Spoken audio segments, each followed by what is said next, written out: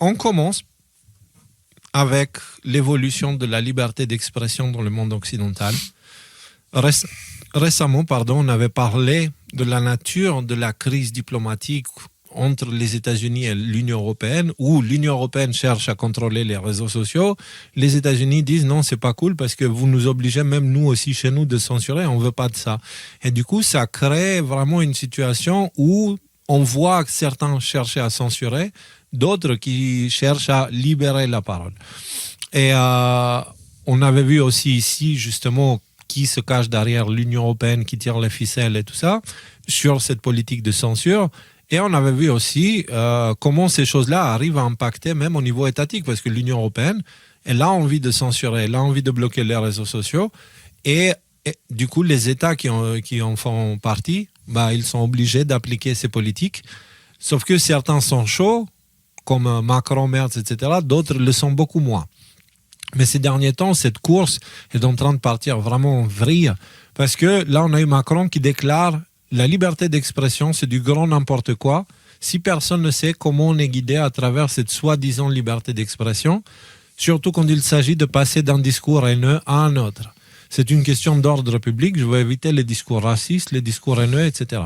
Donc, la bien-pensance qui dit non, en fait, c'est liberté d'expression, c'est moi qui décide ce qui doit être libre ou pas. Et donc là, franchement, c'est aux yeux de tout le monde.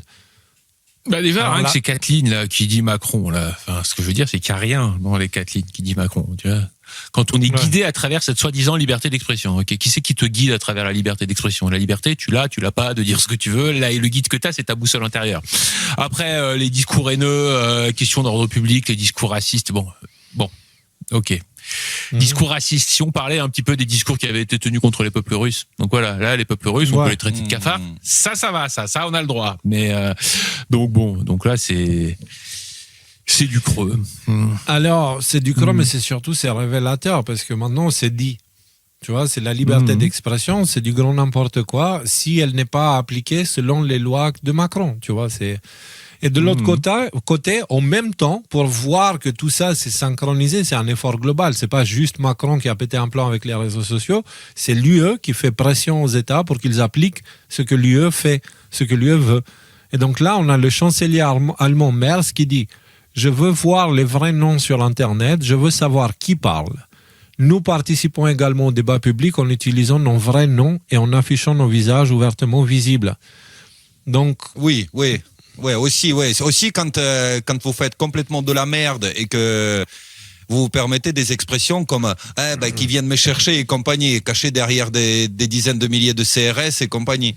Donc excusez-moi, mais vous êtes aussi pas aussi protégé que les gens. Et puis qui c'est lui, Friedrich Merz? Les mecs, ils ont une cote de popularité négative, tu vois. Ils se permettent encore d'exiger des choses. Je veux, ça veut dire quoi?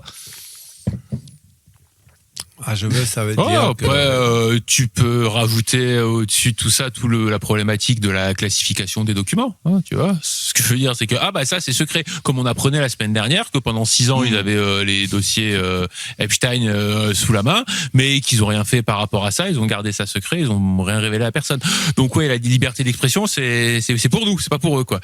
Enfin, la censure et la transparence totale. Et de toute façon, si jamais tu dis un truc qui me plaît pas, je viens te chercher chez toi. Parce que c'est ça aussi. On a l'exemple de ce qui se passe en Angleterre où quelqu'un il dit un truc du genre ce serait bien qu'on fasse un truc pour l'immigration illégale et que tu te retrouves le lendemain avec 8 flics devant ta porte qui viennent te chercher quoi. Donc c'est ça.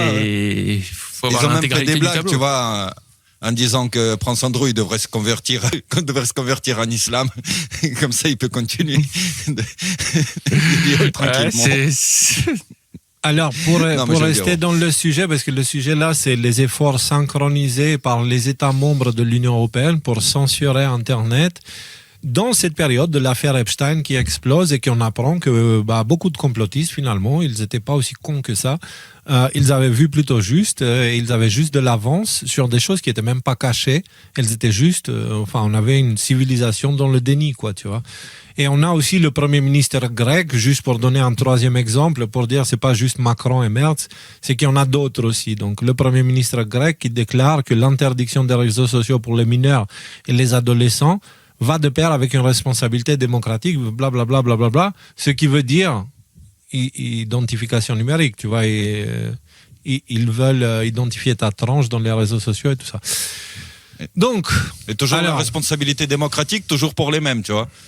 oui, non, mais Alors, c'est leur démocratie. C'est quoi la différence c'est- la différence entre le peuple et le pouvoir, c'est quoi? C'est que le peuple, il est soumis à la loi, et le pouvoir, le vrai, il n'est pas soumis à la loi. Voilà. C'est la C'est ça, définition et c'est- basique. Très bien dit.